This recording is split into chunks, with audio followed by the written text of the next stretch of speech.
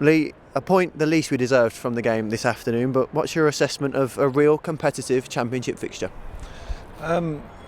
Yeah, I think you're right in what you say, that we got a point and that was the least we deserved. The amount of times we was hitting them on the break and was getting into good areas, if we could have just made that final pass like we did for JJ's goal in the first half, I think we could have scored a few more and won the game. But overall, with the back four that we had out there, makeshift back four, 7 attacking minded players on the pitch out of the 10 outfield, I knew before the game, look, we have to take the game to them and be attack minded and create chances, because we've got so many attacking players on there, and defensively as a group we will have to help each other out at times, because you've got people playing out of position.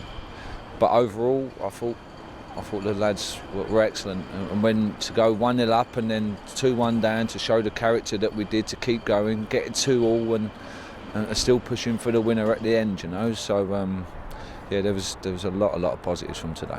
Yeah. 2 really well worked goals, midfielders arriving into the box like young Lee BOWYERs, weren't they?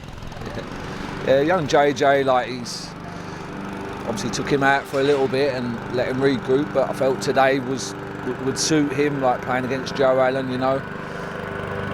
And just said to him, like, you've got to get in that second 6-yard box and keep arriving in there, and you never know, something could drop you or someone will pick you out. And thankfully he's got his first goal at 17 years old in the Championship away at Stoke. Like, but he's deserved it, because he's improving and he's listening, and he wants to take things on board and put them into practice like he has done today. So and obviously Gary with his goal, like both of them, the most pleasing thing for me, they're the things that we work on, like the finishing.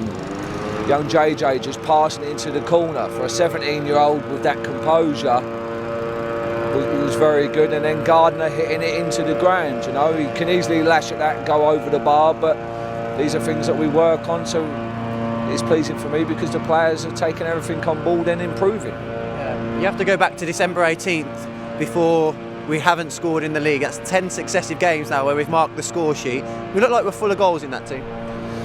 Yeah, and it's just a shame that we conceded 2, you know, like, and those 2 bad goals. I don't even know what happened with the first one. I still can't get my head around it, but the second one, we all know you can't let him come back in on his strong foot, because they're good players, and he bent it in the corner. But to come here and score 2 against a good side and take a point, I think is a good positive result, and shows that we're moving in the right direction.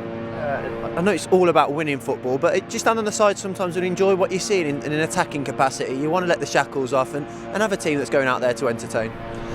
Yeah, but today we had no choice. We had seven attack-minded players in the starting, like 10, 11 on the outside of the pitch. So 2 wingers playing fullback. So our only 3 defensive-minded players were Woods and the 2 centre-halves who were fullbacks. So, but the other 7, they're all like, they don't want to get forward and create and score. And so yeah, I knew it was going to be one of them games. It was always going to be like that. But I enjoyed a lot of today.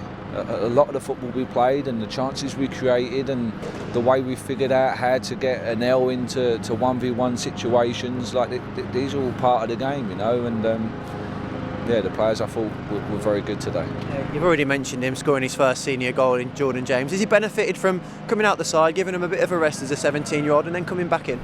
Yeah, and that's what we have to do. We have to take care. It's about his development, and you can't just like keep chucking him in and slogging him like he's a young lad and he's learning, and it's unfair, like, to keep putting him out there, and we was in a bit of a sticky patch, and then you can't just leave him there. You ain't going to learn nothing by doing that. So right thing was to take him out. Now watch from the side. Can you improve in training? We've brought players in that are improving us as well, so can you learn from them every day as well? And when you get the opportunity, then go and show everyone what you can do again, and that's what he's done today. Yeah. No Teden Mengi in the squad. How is he? Yeah, he's hamstring from the last game. He's hamstring, but we have to see how he is. So after the game, he was fine. He finished the game, but he hasn't trained since then. The next time we was in, he said it feels a bit funny. So we've just got to keep assessing him and see how he goes day by day. Quick turnaround now to Reading, different challenge, but we can go there with a bit of confidence again.